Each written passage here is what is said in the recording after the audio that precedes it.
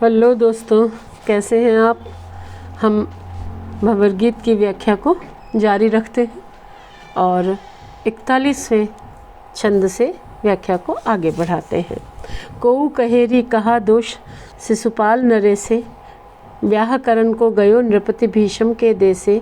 दलबल जोरी बरात को ठाड़ो हो छवि बाढ़, इन छल करी दुल्ही हरे सुदित ग्रास मुख काढ़े आपने स्वार्थी। क्या कहते हैं गोपियाँ कि कोउ कहेरी कहा दोष शिशुपाल नरेश, कि शिशुपाल राजा शिशुपाल का क्या दोष था, शिशुपाल वध क्यों किया कृष्ण ने, है ना। ब्याह करन को गयो नृपति भीष्म के देश, वह तो विदर्भ का राजा भीष्मक है ना। ये भीष्म वो नहीं है महाभारत वाले, ये भीष्मक नाम के राजा हैं, विदर्भ के राजा हैं, जिनकी पुत्री है रुक्मणी, जिससे विवाह करने के लिए शिशुपाल बारात लेकर गया था। ब्याह करन को गयो नृपति भीष्म के देश से, यह तो राजा भीष्मक के विदर्भ देश में विवाह करने गया था। वह बारात के दल बल को इकट्ठा करके और सज धज के खड़ा था। दल बल जोरी बारात को, बारात के समूह को, बारातियों को जोड़ करके ठाड़ो हो छवि बाढ़, बड़ा सज धज कर खड़ा था, है ना। अपना सौंदर्य वर्धित करके तैयार होके खड़ा था। इन छल करी दुल्ही हरी क्षुदित ग्रास मुख काढ़े, और इन्होंने ही छल कपट करके उसकी जो होने वाली वधू थी रुक्मणी, है ना, होने वाली वधू का, रुक्मणी का हरण कर लिया।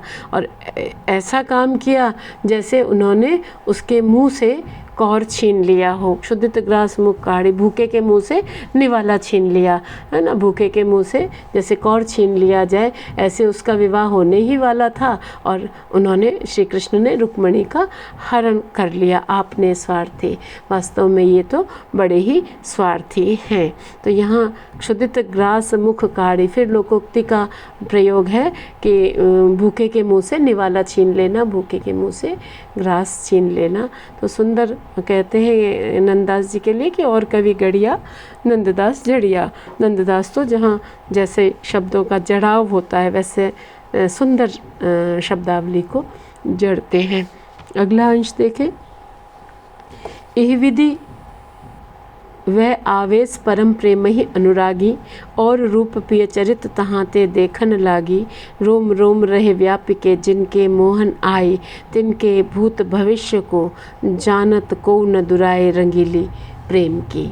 देखिए क्या कहते हैं कि इस प्रकार प्रेम के आवेश में आकर, है ना, यानी प्रेम के आवेग में आकर, है ना, प्रेम की अधिकता से और विरह की अधिकता से दुखी होकर, है ना, तीव्र भावावेग में आकर के, ना, चाहे वह प्रेम का आवेग हो, चाहे वह फिर दुख या विरह का आवेग भी है, और फिर कहीं न कहीं क्रोध का आवेग ही है।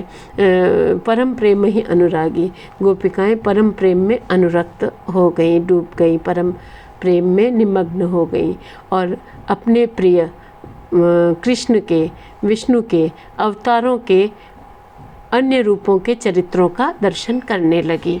रोम रोम रहे व्यापिके जिनके मोहन आए, जिनके रोम रोम में मोहन यानी मोह लेने वाले श्री कृष्ण रमे हुए हों, उनके भूत भविष्य के ज्ञान को कौन मिटा सकता है ना। तिनके भूत भविष्य को जानत को न दुराई, है ना। गोपिकाएं कृष्ण के प्रेम में इतनी डूबी हुई हैं कि उनके भूत और भविष्य का जो उनको ज्ञान है उसको कोई नहीं छुपा सकता, कोई मिटा नहीं सकता।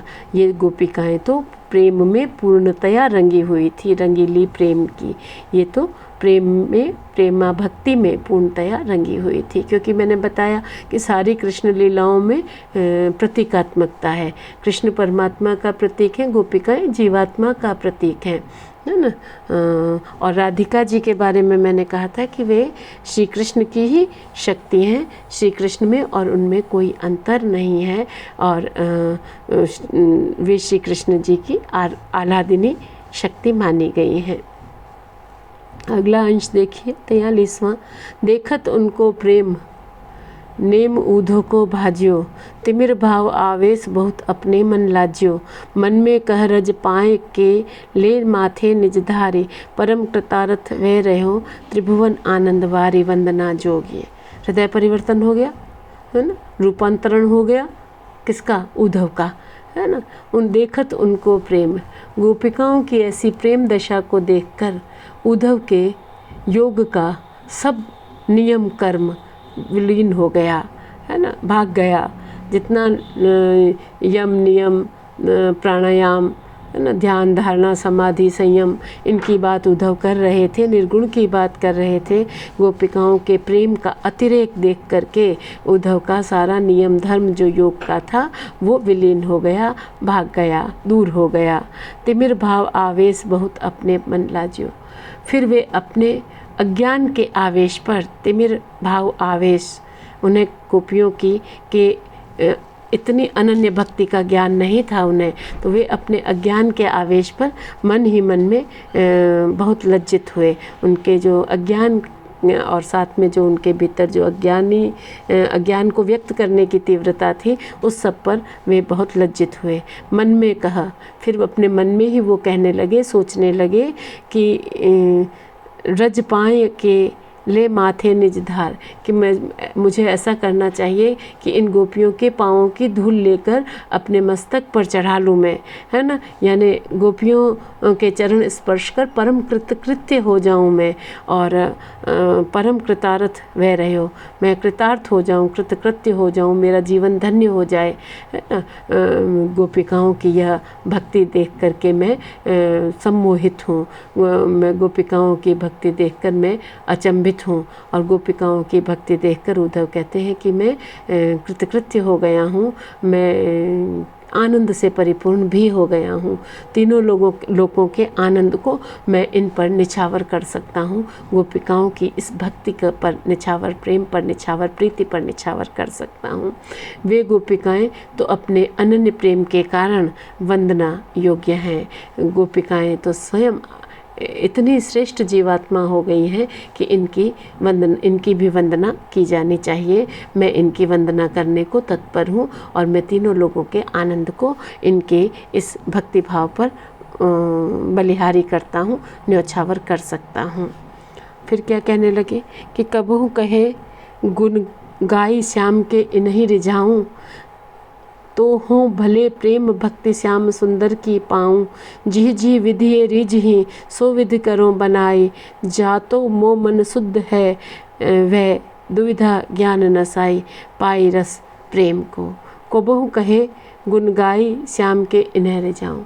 फिर अब उद्धव ये सोचने लगे कि यदि मैं कृष्ण के गुण गा गा कर इन गोपियों को रिझा सकूं, इनको मुग्ध कर सकूं, या इनका ध्यान खींच सकूं, तो इस तरह मैं श्याम सुंदर की प्रेममयी भक्ति को पा सकूं, है ना। किसी तरह मुझे गोपियों जैसा भाव प्राप्त हो जाए, है ना। कृष्ण के मैं गुणगान करूं, और कृष्ण का जब मैं गुणगान करूं तो गोपियां जो कि मेरे ज्ञानोपदेश पर, मेरे योग के उपदेश पर मेरा तिरस्कार कर रही थी, वे संभवतः अपने तिरस्कार को छोड़ दें और मेरे पर ध्यान दें।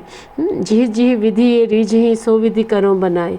फिर क्या कहते हैं कि अब तो मैं ये कार्य करूँगा, ये यत्न करूँगा कि किसी न किसी प्रकार ये मुझ पर ध्यान दें, या मुझ पर रीझ सकें, या मेरे प्रति जो इनका गुस्सा है गोपिकाओं का वो कम हो जाए, और मेरे प्रति ये कृपा करें। सो विधि करो बनाई, उसी प्रकार का रूप में धारण करूं, या उसी प्रकार की भावना में धारण करूं जिससे गोपिकाएं मेरे पर ध्यान दें। जातो मोमन शुद्ध वे दुविधा ज्ञान नसाए, है ना, जिसके फलस्वरूप प्रेम का आनंद पाके मेरा मन विकार रहित हो जाए, है ना, शुद्ध हो जाए, और मन में जो मेरे ये जो संशय और दुविधा का भाव है ना। साकार निराकार के जो बीच की जो दुविधा है मेरे मन में, वो दुविधा या वो शंका, सगुण निर्गुण की जो शंका है मेरी, वो ख़त्म हो जाए पाई रस प्रेम को, और मैं भी किसी न किसी प्रकार यह प्रेम का आनंद पा सकूं, यह प्रेमा भक्ति पा सकूं।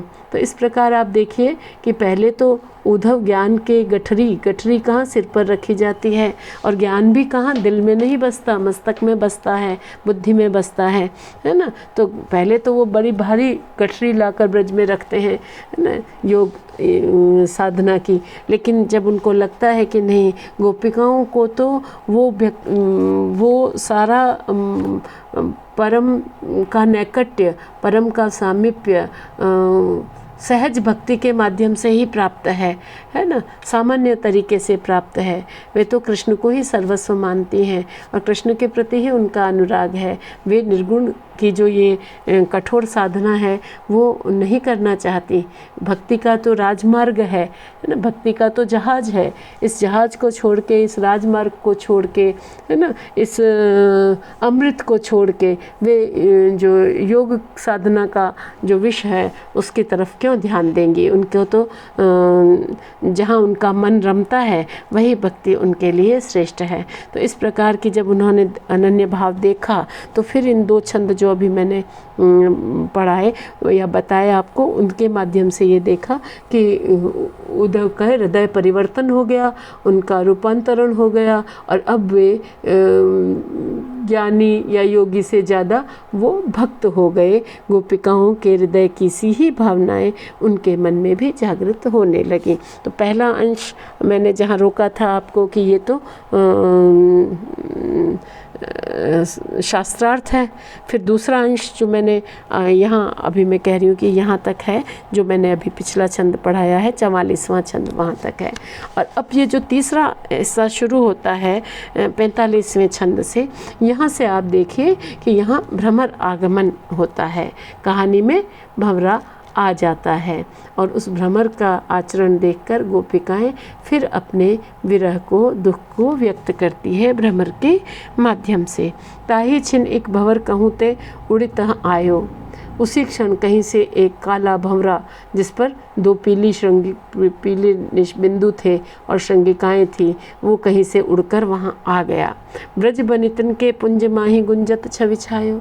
ब्रज बालाओं के झुंड में गुंजता हुआ, गुंजन करता हुआ वह बड़ा सुंदर छवि छायो, सुंदर प्रतीत हुआ।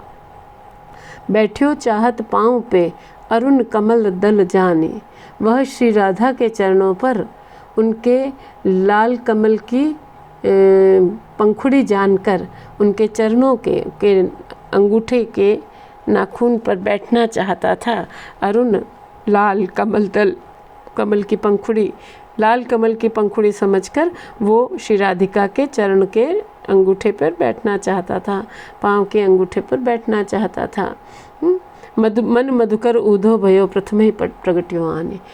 मानो वह उद्धव का मन था जो इस प्रकार पहले ही भंवरे के रूप में प्रकट हो रहा था, है ना। पिछले छंदों में हमने क्या देखा कि उद्धव का मन कर रहा है कि वो गोपिकाओं की प्रीति पाएं, है ना, वो भक्ति करें, वो कृष्ण के प्रति अनन्य प्रेम रखें, वे माधुर्य और रागानुगा भक्ति करें। तो उनका जो मन उमड़ रहा था, तो ऐसा वो समय भंवरा आके राधिका जी के चरणों पर बैठा तो ये लगा कि मानो उद्धव को भी लगा कि ये उनका मन ही है, मानो वो उद्धव का मन था जो पहले ही विगलित हो गया था, भक्ति में डूब गया था, और अब भंवरे के रूप में वो प्रत्यक्ष हो गया और गोपिकाओं के या श्री राधिका जी के पाँव के नाखून पर बैठा। तो यहाँ उत्प्रेक्षा और भ्रांतिमान अलंकार का भी प्रयोग है, और इसमें आगे जो है वो भ्रमर के प्रति उपालंब है। उपालंब पहले भी था लेकिन वो भ्रमर को संबोधित करके नहीं था।